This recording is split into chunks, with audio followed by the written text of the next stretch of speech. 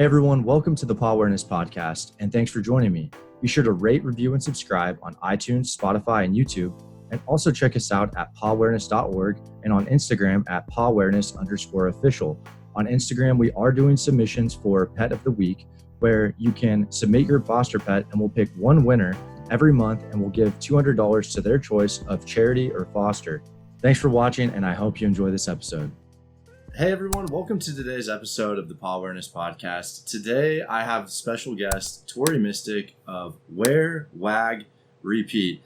And you have so much going on. I just want to go ahead and let you introduce yourself and what it is that you do. Thanks so much for having me on this show. I think it's such a great topic to talk about adoption and fostering and all that kind of stuff. So like you said, my name's Tori. I live in Pittsburgh with my two chocolate labs, Bert and Lucy. And as for work, I guess, I am a dog blogger, and I have a blog where I document all the things that we do together. And I also document that a lot on Instagram. And as I've grown my Instagram account and my blog bigger and bigger, people are always asking me, how did you do that? So I started offering online courses about how to grow your Instagram, your Pinterest, your blog, all that kind of stuff. And I also have a podcast where I interview women in the pet industry. That's really cool. And where, I know that people ask you all the time how you do that, but before you started this, where were you at? What were you doing? And kind of what was your mindset like? Yeah. So when I've interviewed over 160 women on my podcast, and so many of them, when I ask them their stories, they're like, when I was a kid, we were part of the local dog club, and my mom was a groomer, and they always were like introduced so early. And I'm always so jealous of them because I didn't really find my spot in the pet world until recently. I just went full time with Wear, Wag, Repeat 2 years ago. And then I actually started my blog as a hobby 8 years ago.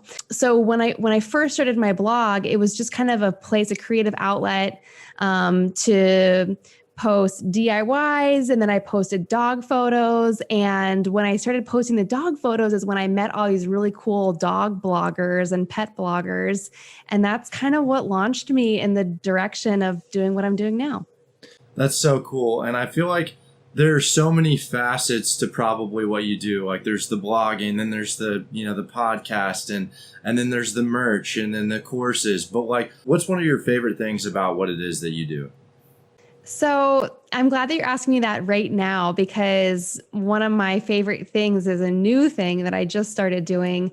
As if I didn't have enough things on my plate, I started a membership program in January. That seems to be the hot thing. Everyone's doing membership programs. But my community was kind of asking me to do this. And so I launched it, and it's really a community for women entrepreneurs in the pet space. So we've got trainers and groomers, but also makers and bakers and bloggers and all kinds of like really diverse people. But what we have in common is we love pets, mostly dogs. And we're also, starting our own businesses or growing our own businesses. And so that group has just become really awesome. I thought that I would get maybe 40 people to sign up for it. I was like stretching to get to 40. And then I ended up having 70 people sign up for it when I launched it. So that was like super exciting. And people really responded well to it. And it's so fun. I get to teach them a new topic every month. And I love teaching people and helping them figure out how to do what I already know how to do. That's amazing. I too can relate to that. I teach an Amazon selling course, and that's what I do. And so it's super rewarding. It's a really, so I'm really interested in kind of your perspective on that. And that's good to hear. And now you mentioned you have a dog, and before you mentioned that he is special needs. And do you just have one dog, or and also you have two dogs, and is it just one that's special needs? Or well, I have one that's that's actually special needs. The other one, she's very special and she's very needy, but she's not really special needs. Just loves attention. Yes. I've had a few people on my podcast, rescues and groups that specialize on dogs with that. And I know that you mentioned, and you have a blog with tons of resources. You mentioned how you kind of dialed down the cost of birds. Can you tell us about that? I rescued Bert about 2.5 years ago. He's also a chocolate lab. And prior to rescuing him, I had always had 2 dogs. Like I almost always, since I started getting dogs when I was 16, I've almost always had 2 dogs.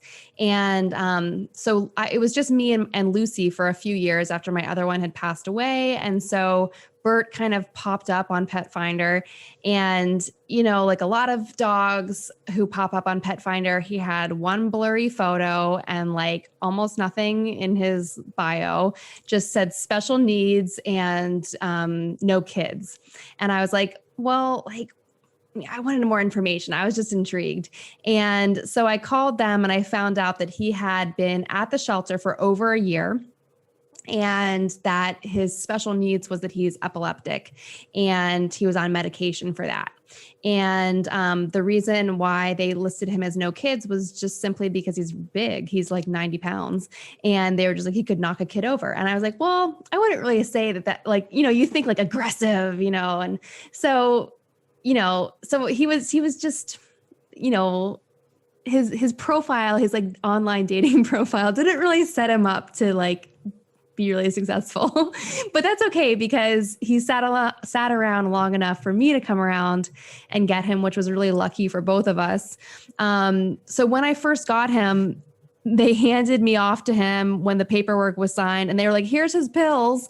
And it was like 3 jars of pills. And I was like, wait, what? Like I knew he was on medication, but I didn't realize how much. So for the first 2 years that I had him, he was taking 11 pills a day of these 2 different anti-seizure meds. And then with the help of our vet, we were able to get it down. Now he just takes 3 pills a day. But while he was taking the 11 pills, I figured out a lot of hacks to get the cost down because, we don't have pet insurance. A lot of pet insurance companies don't cover neurological conditions, which is what epilepsy is, which I found out. And so if I were to just walk in off the street into like a vet's office or a pharmacy and fill his scripts, it would have cost $600 a month. So I discovered a wonderful tool called GoodRx, which is really mainly used for people's meds. And it's an app and a website. Anyone can use it for free. And you can go on there and get coupons for any of your medications for yourself or a lot of pet meds. And since seizure meds are pretty much the same for dogs and people, there's a few, I think, that are just for dogs. But the ones that he takes are, he takes phenobarbital. And so I was able to save, I pay like $30 or $60 a month. I can't remember since we just like adjusted the dosage, but we've obviously gotten it down quite a bit. And do you think that's something that everyone has the potential to do? And how do you go about doing that? Do you just have a sit down, heart to heart with your vet and go that route and just, is that what you recommend then? I think that when you're in the vet's office, it can be so intimidating and sometimes it's so much information. It's hard to think of what to ask in the moment. I recommend if your vet is prescribing something new, or if you're like want to readdress meds that your dog has been on for a long term, go in with some notes, and ask them if you can call later to follow up when you have a chance to do some research, because you can go on this website, goodrx.com, and you can actually comparison shop. It'll show you the price of that drug at all the different pharmacies in your area. And if it's a pet only drug, they'll usually show you an online pet pharmacy of how much it would cost. And then you can also, I did a whole blog post about this and I got a lot of comments, and a vet commented that you can actually ask your vet if they can match the prices too. So that was a really good tip. I think it's just important to ask, because your vet wants to give your dog the best care, but if you can't afford it, it's not going to be very sustainable because you're going to get to a point where you just can't keep paying that anymore. So it's in everyone's best interest to get the best deal. Do you think it's something too? And I'm just thinking out loud here. If, let's say I'm thinking about adopting a special needs dog or cat for that matter, do you think this is something that you could do before you make that decision where it's like, hey, I don't know if I can afford this. Let me just talk with my vet and see if we can dial this down. Yeah, this is such a good thing for someone if you're getting your first dog, whether you're rescuing or wherever you're getting your first dog from. It's really, really good idea to shop around for prices a little bit before you do that. Because you might adopt a dog. Bert cost me $110, but then his meds, and since he's on all these meds, he has to have blood work done twice a year, which costs like $200 a time. So it's a really good idea to kind of look at all of the costs that are involved. And if you're adopting from a shelter, they should be able to tell you what meds the dog is on, or what procedures they think they might need. Sometimes a dog needs like hip surgery or leg surgery or something like that. They should be able to tell you, and you could kind of look up the costs in advance. That's really cool. Okay, that makes sense. Good to know, and I will keep that in mind for myself. And something I definitely wanted to ask you was that, I feel like when you're teaching, you're kind of like this focal point, and you get so many different questions and opinions bounced off of you. And so you probably see so many perspectives and different types of people. What are some issues or obstacles that you see that people come to you and they're like, hey, I need help, or I want to do this? What are some common things that you help people overcome with whatever that may be? Well, I think a lot of people are just overwhelmed by all the things, because everyone's like, oh, I'm on Instagram. And then, oh, now I need to start a TikTok. And like, should I start my own podcast? And like, oh my God, then like Tori's telling me I have to send email newsletters out. Like it's too much. So one of the things I really like to tell people and teach them is how to, repurpose content, how to make the most of your time. Just a lot of even pet parents, I think, get overwhelmed by keeping up with their dog's Instagram account, because a lot of people just have Instagram accounts for their dog for fun. And I have a lot of friends like that they just have it for fun. And when I hike with them with our dogs, they're always telling me how they feel bad that they don't post enough on their dog's Instagram account. And, it's just, I think the Instagram and all of this other stuff, it should just be for fun. If you're using it for your business, it should still be fun and enjoyable, because that's the whole point of working in the pet industry, is we're supposed to enjoy it and it's fun and you get to be around dogs. So if it's stressful and you feel overwhelmed, you just kind of have to break it down and find a way to make it manageable. And maybe you don't have to be on everything. Maybe if Instagram makes you miserable, don't be on Instagram. And try to get back to what really made you want to do this in the first place, which is probably your dog. So I try to, when I get overwhelmed and stressed out and burnt out, I try to go for hikes in the woods with my dogs as much as I can. So like I told you, it's raining and horrible here in Pittsburgh today, but we were out hiking in the rain this morning, which I actually love because there's nobody else in the park when it's raining. That's really cool. And that's something I can even relate to, like for my own personal brand. Maybe not so much Pawareness, but you're just like, oh, I didn't post enough, or like, and then you start getting hard on yourself. And then, it's just kind of this like spiral that if you don't stop, and it's not a good feeling. So I think that's such great advice that you're telling people that. I wish someone would have told me that a while ago. So well, because you log on and you see everyone else's posts and you immediately feel like behind the ball. But, with the algorithm, you're not seeing it in real time. Like that person might have posted that 3 days ago. They might also feel behind. So you don't know. Yeah. I mean, and something I want to ask you is you have so much going on. You have 2 dogs. And what is one thing yeah, this is a kind of a big question, but like, what's one, call it maybe like an efficiency hack, or I don't know, like, what's one thing that you do really well that kind of helps you streamline all of that? Business, like life, like, is it, time management? Like, what's one thing that you can maybe pass on to some listeners out there? I feel like we all need that. Well, I wish I knew the answer. If I knew the answer, I would be like, I don't know, way more successful than I am. But okay, like, so let's talk first about like dogs and then maybe work. So like with the dogs, like, I'm big into like batching stuff with work, but I try to batch stuff with the dogs too. So, buying like 6 Kongs or West Paw Topples are like our new favorite toy, and stuffing them all at one time and putting them in the freezer so that they're like ready to go. That's a huge lifesaver for me, and stuffing them with like nutritious stuff that I can give it to the dogs at like 3 or 4 p.m. when they start to get a little bit antsy. But it's funny because they get antsy at the same time that I like get into my workflow, of course.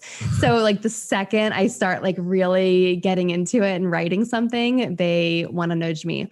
So I'll usually give them some kind of stuffed enrichment toy around that time. And yeah, I think that, the past year has been like really challenging to stay focused because every day there's like some new crisis. So I think it's important to just like allow yourself to have time to process the different crises of the day. And like you said, like, not feeling like you're behind on something. Like it's okay if you take the morning off because you need to go walk your dog because you just can't focus because there's like too much going on in your head and the world and everything. So I think that, to try and have like a nice answer for this question, it's about like not burning yourself out. I see so many people who are like, I have to do this thing, I have to do that thing. And then eventually like they're going to hit a wall and you're not gonna be able to do anything. So I'm really lucky. I get to create my own schedule, and I work from home, and I have for a long time, way before pandemic. So if I want to go walk the dogs in the morning or at lunchtime, or just take the whole day off and go on a day trip somewhere, I can do that. So that keeps me motivated and keeps my energy levels up. Gotcha. I think that's great. I have nothing to even add to that. That's great advice. Yeah. And I guess to kind of summarize here and ask for anyone out there thinking about starting that brand, for like a brand around their pet, I guess it's kind of a 2-part question is what advice maybe would you give yourself if you were to go, talk with yourself when you first started, or maybe to someone who's really wanting to plunge into that and embark on that journey for their pet, their foster, even their rescue, what would you say to them? Yeah. So I think that no matter what you're doing, if it's a personal blog or a brand or an invention or a rescue or foster, whatever it is, you're going to have some kind of web presence, right? And so a couple of years ago, I started my blog 8 years ago, but just as a hobby. And so I didn't know anything about SEO. I was just blogging just for fun, So it wasn't until years into it that I started to learn about SEO, and I worked with an SEO like coach. And she asked me, she's like, well, what do you want people to Google to find you? And I was like a deer in the headlights. I was like, I don't know, like dog blog. I mean, I don't know. And so that kind of was like a light bulb moment for me where I was like, oh, I need to get clear on who the heck I am and what I'm doing so that I can optimize my website so that the people who I can help can actually find it. And I think that's something that so many people miss out on, because I did for years. So it's not like a super fun answer, but SEO I think is really important. No, I think, yeah, what people need to find you, it's so important. And for anyone listening that doesn't know what SEO is, just search engine optimization. So yeah, it's basically what someone would type into Google. Yeah, it's like, how do you find things on Google? Like or online. And that's so awesome that on Amazon, yeah, anywhere. Like it's literally the lifeblood of just, I feel like, an online presence. So that's great. Yeah. So I guess to ask, how can people find you? Where are you? Where are you not at? Where are you at? I know you've got so many. I saw you on LinkedIn, Instagram, you're everywhere. So yeah. I'm making silly TikTok videos too. Perfect. Yeah, so you can find me almost everywhere. My username on almost everything is T Mistick for Tori Mistick, or I may have also claimed at Where Wag Repeat. So I have my blog, wherewagrepeat.com, that's really for pet parents, and there's tons of stuff on there about my life with my dogs, rescuing Bert, how to save money on food and meds and all this kind of stuff. And also like dog friendly trips and adventures that we go on. And then I also have a small online store with some gifts for mainly dog moms. That's kind of my niche market there. And so then the shop and the blog are really for pet parents and dog moms. And then the podcast and my online courses and my new membership community, that's all for petpreneurs. So if you're interested in growing your business or your rescue or anything like that, definitely come check out my podcast, because there's hours and hours and hours of free advice and resources on there.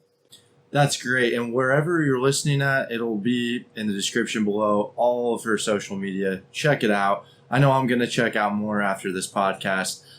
Tori, thank you so much for coming on. It was great having you. I feel like I learned a lot, and I'm sure our guests did too. So thank you so much for having me. It was really fun.